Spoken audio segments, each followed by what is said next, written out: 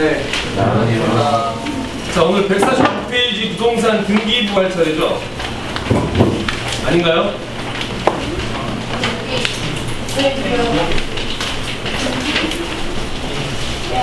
그죠?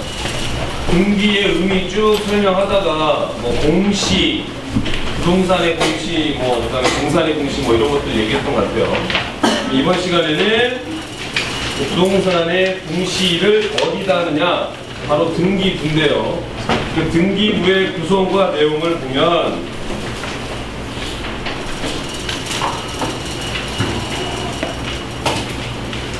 등기부는 먼저 크게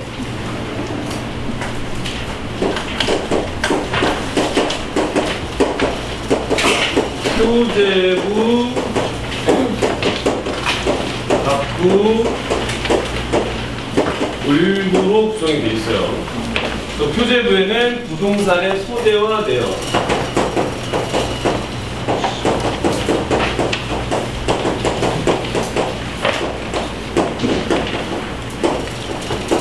부동산의 소재와 내역, 그리고 갑부에는 소유권과 그 변동사항,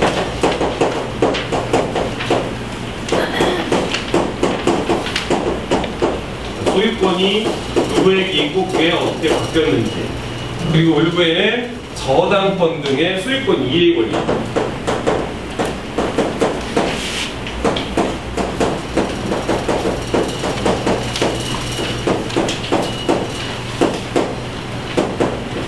이렇게 등기부는 구성이 되어 있습니다.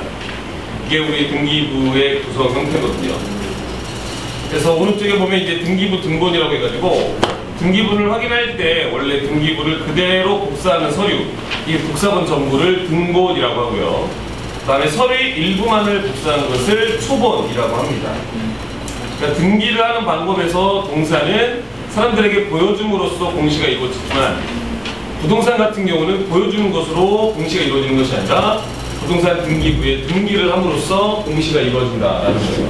그럼 등기부는 이렇게 구성이 되어 있다는 거죠. 그 149페이지 밑에 보면 조선시대에는 엿을 먹여서 소유를 확인했다. 이게 무슨 말인지 다 같이 한번 서류에서 읽어보도록 할게요. 시작! 주제주를 논의하는 공시의 방법과 관련해 재미있는 이야기가 전해져온다.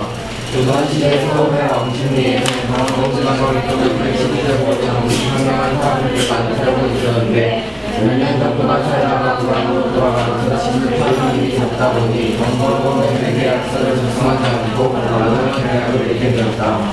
이런 일이 반복되다 보니 나중에는 아예 집문서가 없어져 버렸고 누가 집을 신청하는 어려운 문제가 발생하였다. 그런 동안 대표님과 마지막에 계약을 체결하고 나서 동네 아이들이 엿을 나누어 주며 이 집을 얼마의 값에 누구에게 팔고 앞으로 50년이나 하겠다라고 말하는 분이 생겼다. 현재서는 아이들이 주인들을 사실이 자연스럽게 문제였고 이를 주어로 소유권을 주장할 수 있게 된 것이다. 지금 이제 여기서 알 수 있는 것은 원래 이제 공시 방법이 집을 사고 팔 때는 문서를 통해서 했었는데 하도 유동인구가 많으니까 그래서 결국에는 어떻게 한 거야? 너무 자주 바뀌니까 조선시대에는 엿이 귀했었겠죠. 가져갈 필요 없으니까 아이들한테 그 엿을 먹여줌으로써 이 집은 누구 거다 라고 얘기해주면 아이들이 이 집은 누구 거, 이 집은 누구 거 이렇게 외치고 다녔을 거 아니에요. 무슨 효과를 가져왔다는 거죠? 동시 효과를 가져왔다는 거죠. 그걸 통해서 부동산의 소유권이 누구에게 있는지를 보여줬다. 어떻게 보면 좀 재밌는 방법인데요. 이렇게 해서 소유권을 확인할 수 있었다라는 겁니다. 그 다음에 152페이지로 넘어가면 등기부 등본을 보는 법에 대한 내용이 나옵니다. 등기부 등본이 지금 방금 설명했던 내용을 교과서에서 확인할 수 있는 건데요. 먼저 등기부는 크게 표제부와 갑부, 을부로 구성되어 있다라고 했습니다. 그 교과서 내용을 봅시다. 표제부에는 건물의 표시라고 해가지고 표시번호, 접수가 1993년 3월 5일자로 되어 있죠. 그래서 소재 지번 및 건물 번호, 서울특별시 은평구 땡땡동, 건물 내역은 시멘트 블럭, 시멘트 기와제품, 단층짜리 주택이고 85제곱미터다 라는 게 나와 있죠. 그래서 표제부에는 토지나 건물의 소재지, 용도, 구조 등이 기재가 되어 있고 또 이 건물이 어디, 서울특별시 은평구에 수재하고 있으며 시멘트로 지은 단층 주택이고 넓이가 85제곱미터라는 사실, 또 처음 등기가 신청된 날짜가 93년 3월 5월이라는 거. 지금 여기에서 나와 있는 거죠. 부동산의 소재와 그 내역을 지금 표제부에서 보여주고 있는 겁니다. 그 다음에 이제 두 번째 그림이 갑구죠, 갑구. 그림을 보면 소유권에 관한 사항이라고 딱 나와 있죠. 그래서 순위번호가 1번에 등기 목적이 소유권 보전. 이 소유권이 누구에게 있느냐라는 건데요. 접수일자가 1992년 3월 5일. 맞죠? 제3005호. 그래서 권리자, 맨 뒤에 보니까 소유자, 김갑동, 490114, XXX 이렇게 나와 있죠. 주소지는 서울 종로구 세모동 9. 이런 내용이 나와 있습니다. 이렇게 갑구에는 소유권에 관한 사항이 접수된 날짜 순으로 기록되어 있고, 위 사례에서는 위 건물의 현재 소유자가 서울에 거주하는 김갑동이다라는 걸 알 수가 있죠. 만약 이 건물을 사거나 전월세 계약을 맺으려 한다면 거래 당사자가 등기부 등본상의 소유자 김갑동 씨가 맞는지 주민등록을 통해서 확인 작업을 해야 된다라는 겁니다. 그리고 그 밑에 보면 을구가 나와 있죠. 을구에는 소유권 이해의 권리가 나와 있습니다. 그래서 수임의 번호 1번에 저당권, 등기 목적이 저당권이 나와 있죠. 그 왼쪽에 저당권에 대한 설명이 나와 있습니다. 뭐라고 되어 있어요? 돈을 빌려준 사람이 돈을 빌린 사람의 부동산을, 거기다 있죠. 돈을 빌린 사람의 부동산을 담보로 일반 채권자의 우선에서 돈을 받을 수 있는 권리. 그러니까 다른 사람들한테 돈을 빌려주고 빌림을 받았을 때 그 사람보다 우선적으로 돈을 받을 수 있는 권리를 저당권이라고 합니다. 그래서 집을 담보로 한 경우 원래 집주인은 그대로 그 집에서 살지만 돈을 갚지 못하면 집을 팔아서 그 대금으로 빌린 돈을 갚아줘야 된다라는 겁니다. 그래서 이제 접수번호가 1998년 3월 15일이네요. 그래서 등기 원인이 1999년 3월 14일 날 설정 계약이 돼 있고, 권리자 및 기타 사항에 채권 최고액이 600만 원이죠. 얼마입니까? 600만 원을 빌리고 채무자가 김갑동이에요. 그러니까 원래 소유자인 김갑동 씨가 돈을 빌린 거죠. 종로구 세모동에 살고 있고, 저당권자는 이갑동 씨입니다. 이갑동 씨. 바람 때문에 좀 끌게요. 저당권, 그러니까 돈을 빌려준 사람이 이갑동인데 이 사람은 용산구 내모동에 살고 있는 사람이죠. 그러니까 이갑동이라는 사람이 600만 원을 빌려주면서 김갑동 씨의 집에다가 저당권을 잡은 거예요. 그러니까 만약에 600만 원을 안 갚으면 그 집을 팔아서 내 돈을 받겠다. 뭐 그런 개념인 거예요. 그 밑에 설명 봅시다. 을구에는 소유권 이해의 권리에 관한 사항들이 표시된다. 위 사례에서 소유자인 김갑동 씨는 이갑동 씨에게 집을 담보로 600만 원을 빌린 것을 확인할 수 있다. 만약 누군가가 김갑동 씨와 전세 계약을 맺을 거면 혹시라도 집이 경매에 넘어갈 때 600만 원을 빼고도 전세 보증금을 받을 수 있는지 신중하게 따져봐야 된다. 또 갑과 을구를 통틀어서 먼저 등기가 된 것, 그러니까 순위가 1, 2, 3, 4, 5 이렇게 나와 있을 거 아니야. 그러면 먼저 돼 있는 게 우선적으로 보호를 받는다라는 거예요.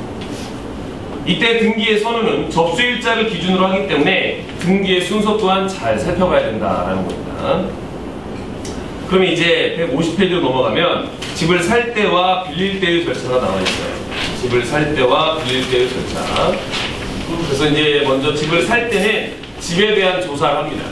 그래서 어디에 있으며 가격은 얼마이고 또 등기부를 통해서 실제 소유권자가 누구인지 확인을 해야 되겠죠. 그리고 두 번째는 집주인이 맞는지 확인을 해야 되겠죠. 그래서 주민증과 의료보험증, 이웃 등을 통해서 저 사람이 실제 주인 맞아요. 이런 내용들을 확인받고요. 세 번째는 매매계약서를 작성하는 겁니다. 이제는 부동산 중개업자를 통해서 중개 수수료는 법이 정한 기준이 다 있어요. 그러니까 그 부동산 업자한테 돈을 주는 거죠. 그래서 등기부를 다시 확인하면서 계약서를 반드시 문서로 작성을 해라. 그리고 실제 계약서를 쓸 때는 계약금을 주는데요.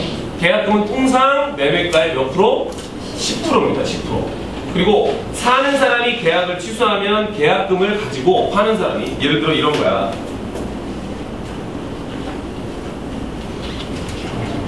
자, 1억짜리 집이 있다. 이거를 매매계약을 체결한다. 매매계약을 체결하면 매도인, 이게 파는 사람이죠. 그리고 매수인, 이게 사는 사람입니다.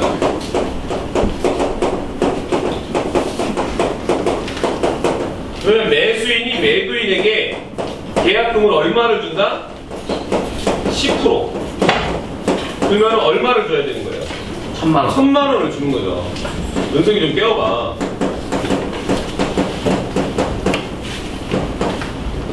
1000만 원을 주는 건데 만약에 사고자 하는 사람이 마음이 바뀐 거야.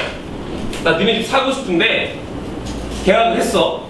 이제 지금 계약금을 준 거예요. 계약금을 지급을 한 뒤에 마음이 변심한 거야. 사기 싫어졌어. 그랬을 때는 이 계약금을 못 받아요. 줬는데 못 받아. 왜? 계약을 한다, 그러니까 계약을 한 순간 계약은 유효하는 거야. 이해되죠? 문서를 꼭 쓰지 않더라도 계약은 유효하다라고 배웠잖아요. 근데 계약하기로 약속해놓고 누가 파기하는 거예요, 그 계약을. 사고자 하는 사람이 파기하는 거니까 위약금 성격입니다. 위약금. 돈을 못 받는 게 위약금이 돼버리는 거예요. 반대로 파는 사람도 계약을 했는데 10%를 받았을 거 아니야. 근데 이 사람도 변심, 마음이 변했어. 너한테 안 팔래 라고 하면 이때는 계약금의 2배를 물어냅니다. 받은 계약금의 2배예요. 그럼 얼마를 물어줘야 돼? 2천만 원을 물어줘야 돼. 이게 똑같이 뭐하고 같은 거야? 위약금이 돼버리는 거죠. 그러니까 사는 사람이나 파는 사람이나 계약을 하려면 신중해야 되겠죠. 계약금을 날라갈 수도 있고, 파는 사람 입장에서는 계약금의 2배를 물어줘야 돼요. 선생님, 한장 따주세요.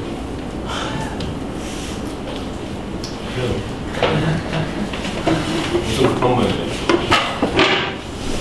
자, 그 다음에 중도금을 줍니다. 중도금. 중도금은 40%예요. 40%. 그러니까 다 합쳐가지고 계약금하고 중도금하고 합치면 50%가 되는 거죠.